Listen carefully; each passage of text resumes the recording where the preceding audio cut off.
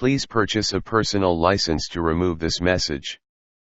Thrith era of Muslim glory characteristics. Once the Muslims were inspired, they quickly burst the bounds of Arabia and threw themselves zealously into the task of the fuller mission of human destiny. Their leadership held a guarantee of light and happiness for the world. It gave the promise of turning humanity into a single, divinely guided society. Some of the characteristics of Muslim leadership were as follows.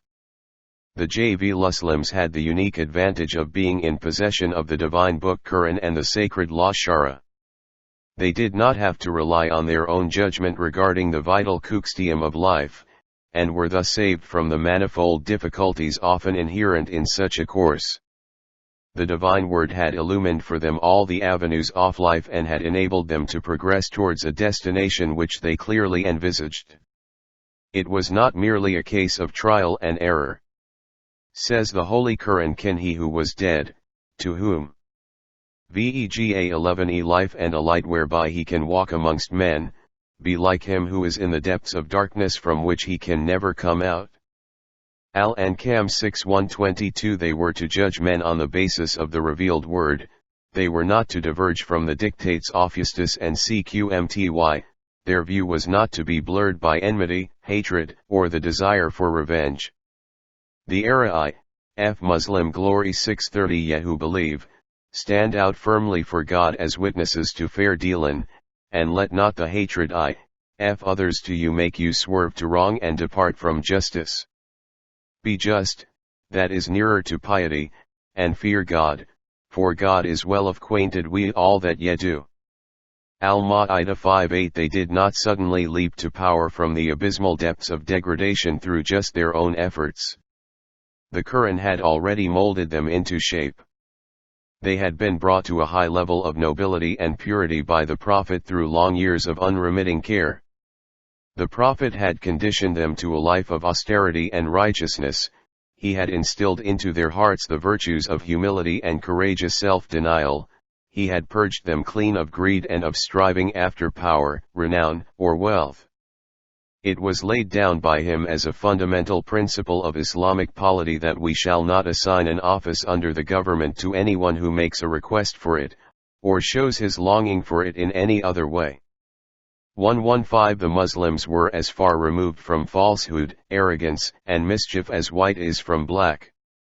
The following words of the Holy Quran had not been ground into them night and day in vain. That horn of the hereafter shall I've to those who intend not high-handedness or mischief on earth, and the end is best for the righteous. Al-Qasas 28:83. Instead of aspiring to positions of authority and trust, they accepted them with great reluctance, and when they did accept an official position they accepted it as a trust from God, to whom they would have to render a full account of their sins of omission and commission on the day of judgment.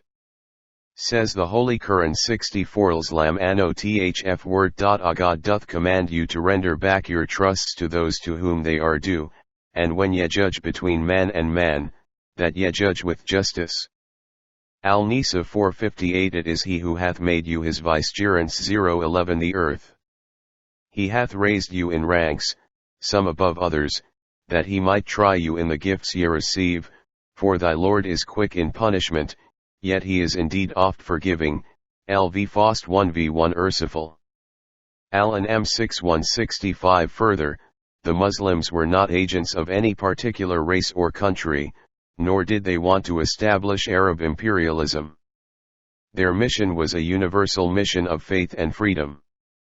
They were happily free from all the sickly obsessions of color and territorial nationality. All men were equal. The Holy Quran pointedly said, mankind, we created you from a single pair CFJ, a male and a female, and made you into nations and tribes, that ye may know each other, not that ye may despise each other. Verily the most honored of you in the sight of God is he who is the most highest of you. And God has full knowledge and is well acquainted with all things. Al-Iyujurat 49:13. Once the son of Amr ibn al-A, the governor of Egypt, struck an Egyptian commoner with a whip. The matter was brought to the notice of Caliph Umar. The caliph did not show the least regard for the high status of the offender's father, and ordered the Egyptian straight away to avenge himself for the harm done to him. To the offender's father he administered this telling rebuke, "Why have you made them slaves while they were born free?" 11:6 The MFLV 1 Uslam Glory 65 The Arabs were not mean-spirited in making the benefits of faith, culture, and learning available to non-Arabs. They did not care for the nationality or family connections of the recipients when it came to the confirm one and of high honors and positions in the state.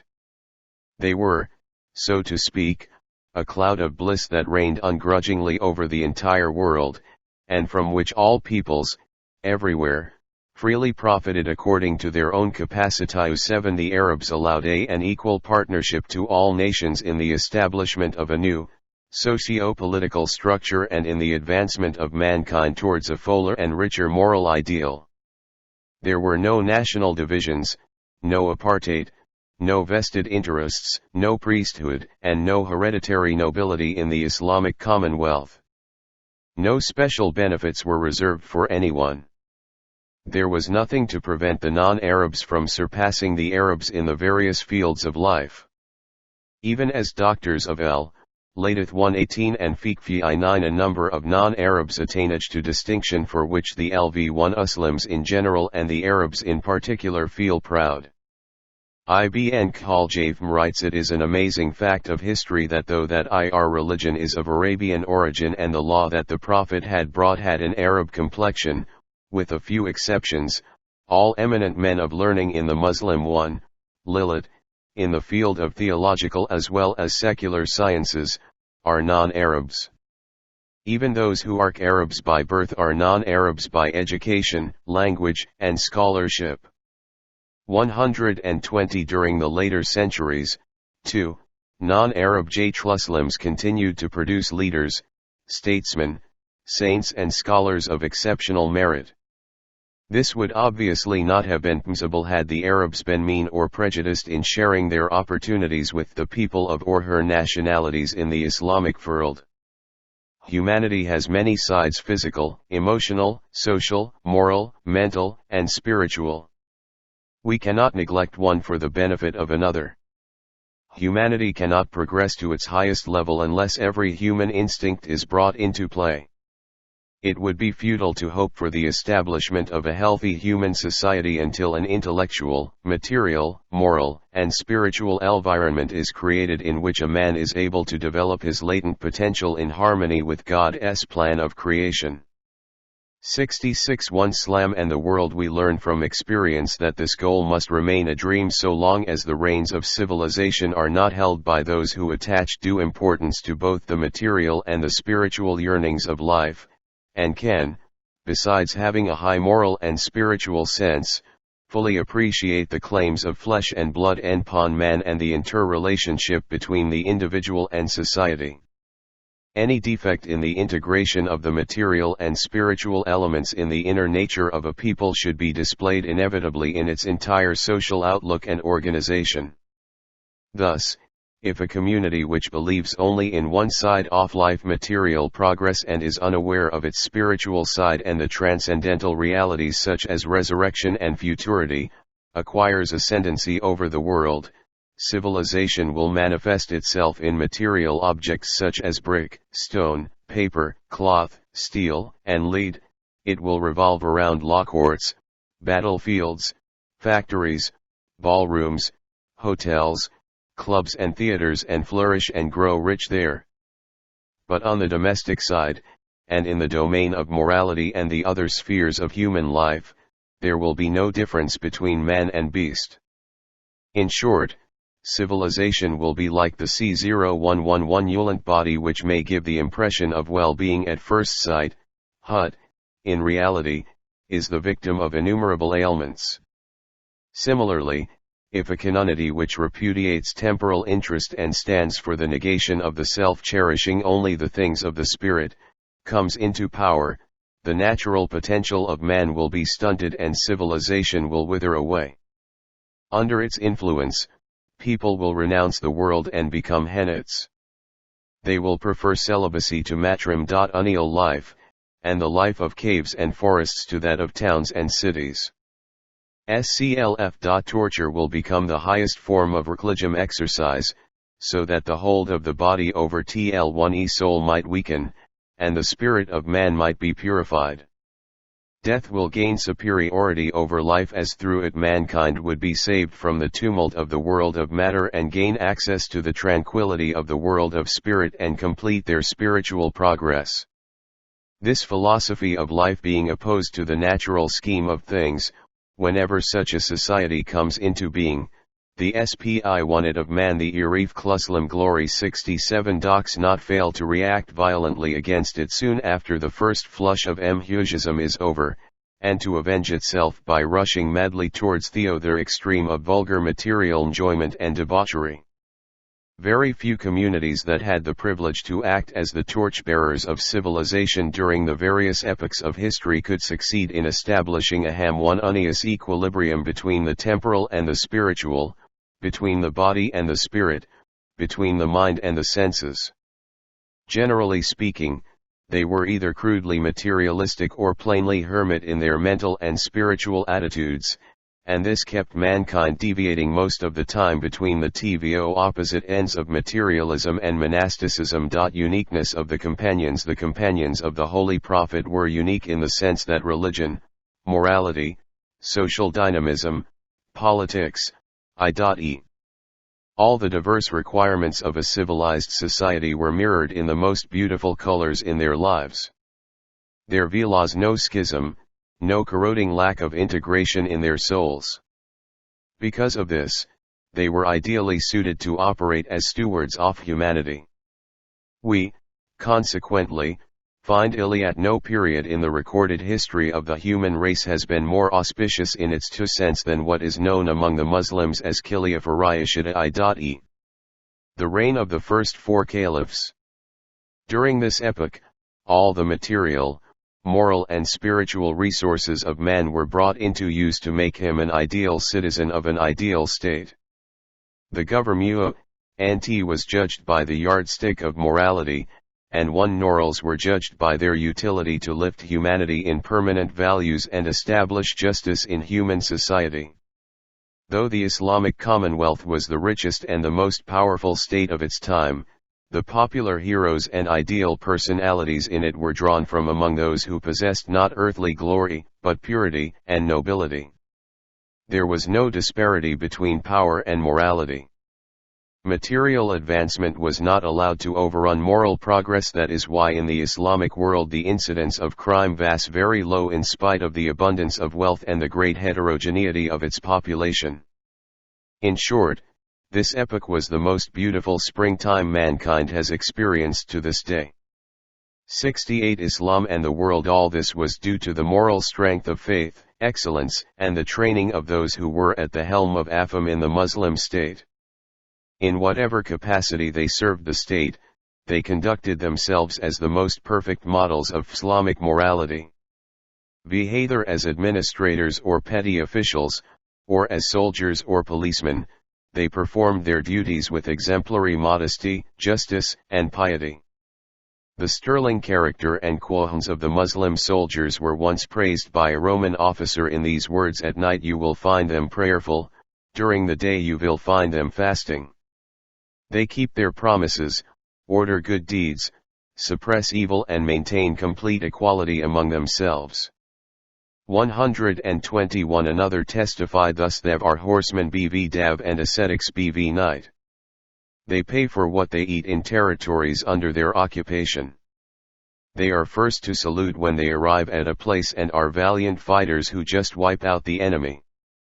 122 A third said: During the night it seems that they do not belong to this world and have no other business than to pray, and during the day, when one sees them mounted on their horses, one feels that they have been doing nothing else all their lives. They are great archers and great lancers, yet they are devoutly religious and remember God so much and so often that one can hardly hear talk about anything else in their company. 123 It was because of this moral training that when the fabulous crown and the carpet of spring of the Chosroes of Lrjn fell into the hands of Muslim soldiers after the victory of Ma'in, they promptly delivered them to their commander, who dispatched them to the Caliph at Medina. When the latter saw those articles, he was filled with admiration for the great integrity of the soldiers who had handed them over to their leader intact and for those who had brought them safely all the way to Madinah. 12.4j. The Islamic view of life. Islam alone, of all religions, embraces life in all its aspects. It does not stand as a barrier between man and his legitimate desire for a full life. The RQF Muslim Glory 69 does not regard man's earthly existence as a collection of gloomy storms or a punishment for some original or inherited sin. At the same time, it does not look upon this life as a fleeting opportunity for material satisfaction or a place for sensuous delight. Islam proclaim life to be a divine gift so that man may attain nearness to God and attain perfection by making full use of the possibilities of his body and spirit. It is an opportunity for action to make the best of oneself. There is not going to be another opportunity after it. Says the Holy Quran, he who created death and life, that he may try which is best. 11 Deed, Al-Mulk 6. 2T1 which is on earth we have made hut as a glittering show or it in order that I may test them as to which of them are best. You can Jakf. Al-Kaf 18:7 The companions of the Prophet considered this Univine as the Dom.N of God in which he had raised them in the first instance as human beings and that N as L1 us learns to serve as his vicegerents and the guardians of those who dwelt in it. The Holy Quran says I will create a vicegerent on earthly. Al-Baqarah 2:30 It is he R11W hath created for you all things that are 0:11 The earth. Al-Baqarah 2:29 Vile have honored the sons of Adam, provided them with transport 0:11 land and sea, given them for sustenance things good and pure, and conferred on them special jawurs, 1 Bajaj great part Lr creation. Al-Isra 17:70 Islam and the world. God has promised to those among you who believe and work righteous deeds, that he will, of a surety, grant them in the land, inheritance of Pow1, as he granted it to those before them, that he will establish in authority their religion. On the one he has chosen for them, and that he will change their state, after the fear in which they lived, to one of security and peace. They will worship Iwi alone and associate none with Lvle. Al-Nur 24:55 God had granted mankind the right to enjoy the resources of the earth without being foolish, vain, or wasteful. Eat and drink but waste not by excess, for God loveth not the wasters. Al-Raft 3:1 Say who hath forbidden the Heudify 1L gifts of God, which he hath produced for his servants, and the things, clean and pure, which he hath provided for sustenance. Say they are, in the life of this world, for those who believe, and purely for them on the day of judgment. Al-Araf 32 The Muslims have been appointed the shepherds of mankind. It is true. Our religious duty to keep humanity on the straight path, to remove imperfections from human society, to defend the weak and to establish justice and peace on the earth. Says the Holy Quran, ye are the hest people raised up for mankind, enjoining what is right, forbidden what is wrong, and believe in God. Al-Imran 3:10 The era of Muslim glory 7:10 Ye who believe, stand out firmly for justice and be the witnesses of God to fair dealing. Al-Nisa 4:135 Muhammad Asad admirably summed up the Islamic concept of life as a well-balanced harmonious totality, which cannot be divided nor separated into the physical and spiritual. If Islam does not share the gloomy aspect of life as expressed by Christianity, it teaches us, nonetheless, not to attribute an exaggerated value to the earthly life as the modern Western civilization does. The Christian outlook is the earthly life is a bad business. The modern West, as distinct from Christianity, adores life in exactly the same way as the glutton adores his food, he devours it, but has no respect for it. Islam, on the other hand, looks upon the earthly life with calmness and respect. It does not worship life, but regards it as a passing stage on our way to a higher existence. But just because it is a stage, and a necessary stage, too, man has no right to despise or even to underrate the value of his earthly life. Our travel through this world is a necessary, positive part in God's plan. Human life, therefore, is of tremendous value, but we must never forget that it is a purely instrumental value. In Islam, there is no room for the materialistic optimism of the modern West. Vahish says, "My kingdom is of this world alone," nor for the life contempt of the Christian, "My kingdom is not of this world." Islam goes the middle way. The Holy Quran teaches us to pray, "Our Lord, give us the good in this world and the goody." 11 The Hurkfter. Al-Baqarah 2:201. Thus, the full appreciation of this world and its goods is in no way a handicap for our spiritual endeavors. Material prosperity is desirable, though it is not a goal in itself. The goal of all our practical activities always ought to be the creation and maintenance of such personal and social conditions as might be helpful for the development of moral 72 Islam and the world's tamina in men. In accordance with this principle, Islam leads man towards a consciousness of moral responsibility in everything he does, whether great or small. The well-known injunction of the Gospel, "Give Caesar that which belongs to Caesar, and God that which belongs to God," has no room in the theological structure of Islam, because Islam does not allow of a differentiation between the moral and the practical requirements of our existence. In there can be only one choice, the choice between right and wrong, and nothing in between. Hence, the intense insistence on action as an indispensable element of morality. Every individual Muslim has to regard himself as personally responsible for all happenings around him, and to strive for the establishment of right and the abolition of wrong at every time and in every direction. The sanction for this attitude is to be found in the verse of the Holy Quran, "Ye are the best people raised up for mankind, ye adjoining what is right, forbidding what is wrong, and believing in God." Al-Imran 3:rio. This is the moral justification of the aggressive activism of Islam, the justification of the early Islamic conquests and its so-called imperialism. For Islam is imperialist, if we must use this term one, but this kind of imperialism is not prompted by love of domination. It has nothing to do with economic or national selfishness, nothing to do with the greed to increase our own comforts at other people's cost, nor has it ever meant the coercion of non-believers into the belief of Islam. It has only meant, as it means today, the construction of a worldly frame for the best possible spiritual development of man.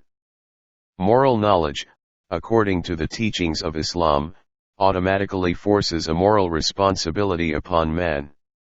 A mere Platonic discernment between right and wrong, without the urge to promote the right and to destroy the wrong, is a gross immorality in Islam. Morality lives and dies with the human endeavor to establish its victory upon earth. 12:5-11 Era of Muslim glory 73 The effects of the rise of Muslim power. The rise of Muslim power and the coming of age of the Islamic civilization during the first century of the Hijra were events of unequaled significance in man's moral and social development. These events confronted the world of ignorance with a crisis of unprecedented magnitude. So far Islam was no more than a religious movement, but henceforth it emerged as a complete civilization, refined, progressive and full of energy and life. Henceforth, there were two opposite systems in the world, one a comprehensive, easy to understand, practical, revealed faith, the other a rigmarole of rigid formalism, conjecture, superstition, and myth. The superior society of Islamic ideology was envisaged and brought to life on solid spiritual foundations. Its real emphasis was not on material prosperity but on the development of moral stamina in men and on the metaphysical orientation of life. The soul of man was, as such, free from contradictions within its framework. TT was content. There was no greed, no insatiable longing for worldly power or riches. The government stood firmly for equity and equality and held itself as much responsible for the moral and spiritual prosperity of its people as for the protection of their lives and property. Its governors and administrators were also the finest citizens of the Islamic State. The most exalted ascetics were often found among those who had the greatest opportunities of indulging in comfort and luxury of all kinds. In contrast with the social soundness and spiritual vigor of the Islamic world was the avarice, confusion, and vulgarity of the world of ignorance, where everyone in authority seemed desperately resolved upon taking full advantage of their position of power. Islam and humanity this being the case, people felt no hesitation in leaving the realm of ignorance for the light of Islam. They stood to lose nothing, and there was everything to be gained. Islam offered to them the balm of belief, the sweetness of faith, the membership of a democratic, cosmopolitan society, a society without any kind of distinction, and the protection 74 Islam and the world of a powerful state. The expansion of the frontiers of Islam was, quite naturally, very rapid. The effects of the grmvth of Islamic power were extremely far-reaching. The path of godliness became easy to take. Until recently, to obey the commands of God was a most perilous thing. Now the reverse was true. It was no longer necessary to preach the message of faith in secret.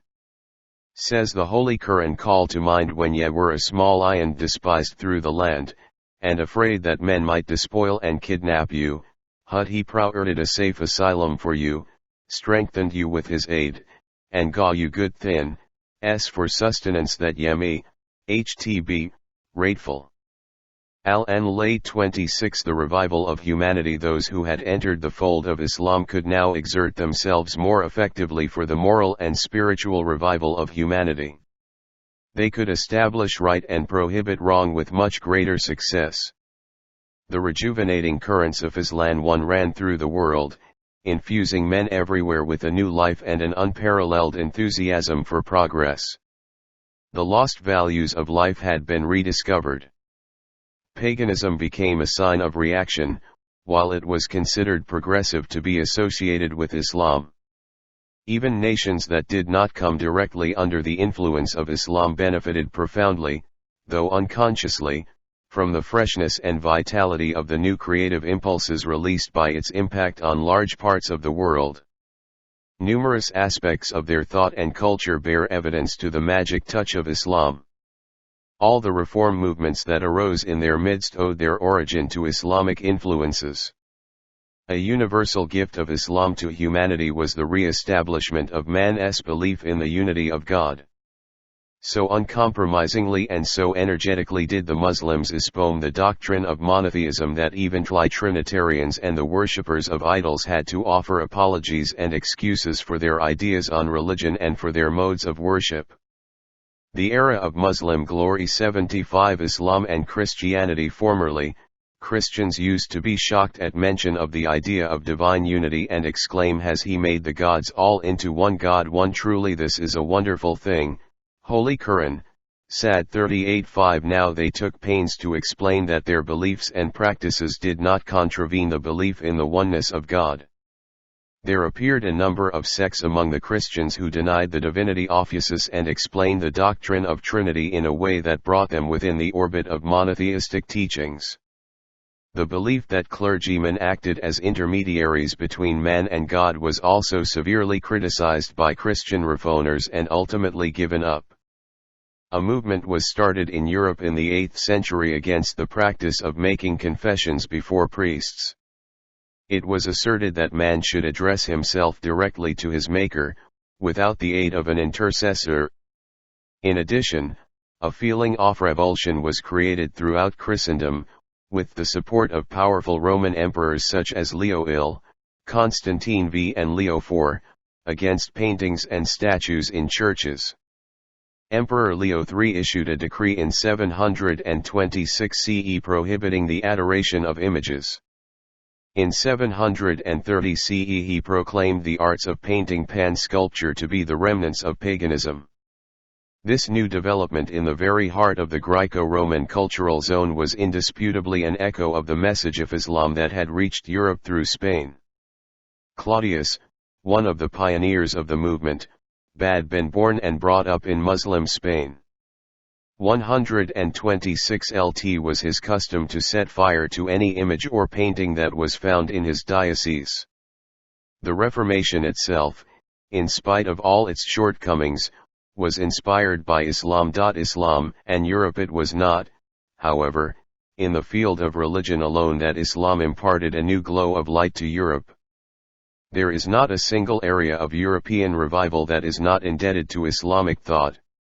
As Robert Briflault said 76, Slam and the world for although there is not a single aspect of European GRMVTH in which the decisive influence of Islamic civilization is not traceable, nowhere is it so dear and momentous as in the genesis of that power which constitutes the permanent distinctive force of the modern world and the supreme source of its victory, natural science and scientific spirit.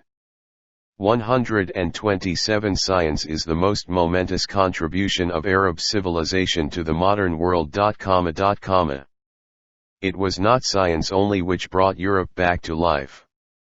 Other and manifold influences from the civilization of Islam communicated its first glow to European life. 128 Islam and India. The contribution of Islamic civilization to the culture of the different people of India has also been of great importance. Many progressive features in the socio-cultural structure of the different Indian communities, such as respect for women and their rights, can be traced to the influence of Islam through various channels. It can be safely the dawn of Islam. No cultural or religious system in claim that the world can honestly deny its indebtedness to Islam and IV Muslims. Islam's influence in times of decadence. 711 characteristics of the J1 Muslim faith and civilization continued to the huge Islamic social structure had begun to operate even disintegrate, one of these being belief in God. Islam had planted the idea of God so firmly in the minds of its followers that the passage of time could do no harm to it. The followers of Islam could indulge in wholeheartedly did during the period of their immorality as decline, but it was just not possible for them to shake off their belief in God.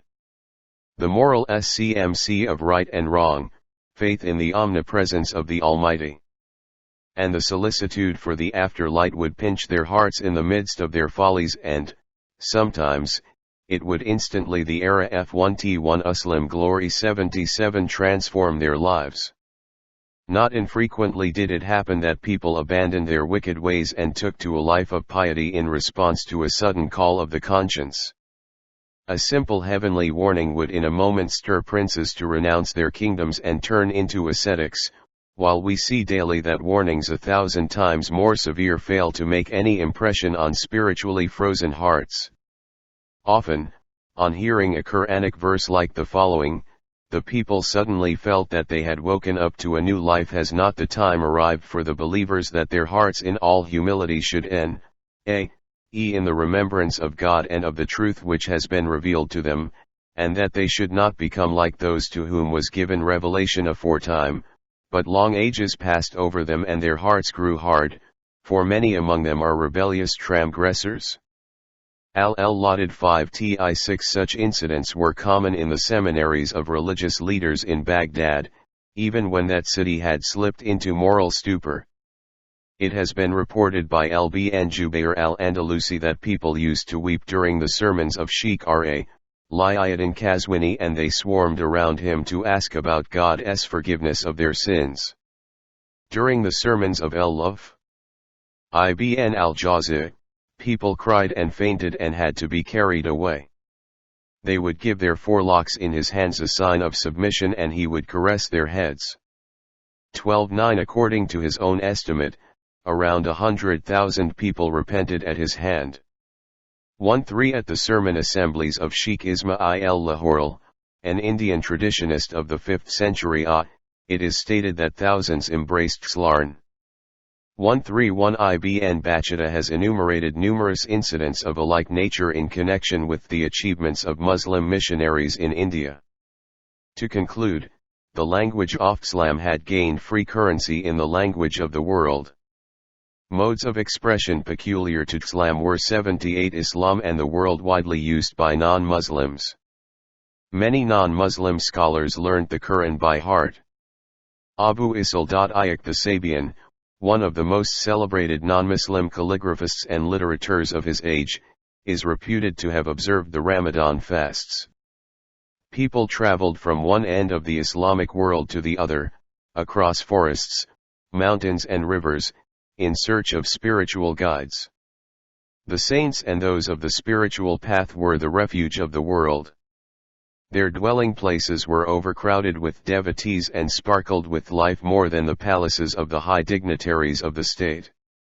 The sermon assemblies of Sheikh Abdul Qadir Jilani inspired greater awe than the courts of the Abbasid caliphs.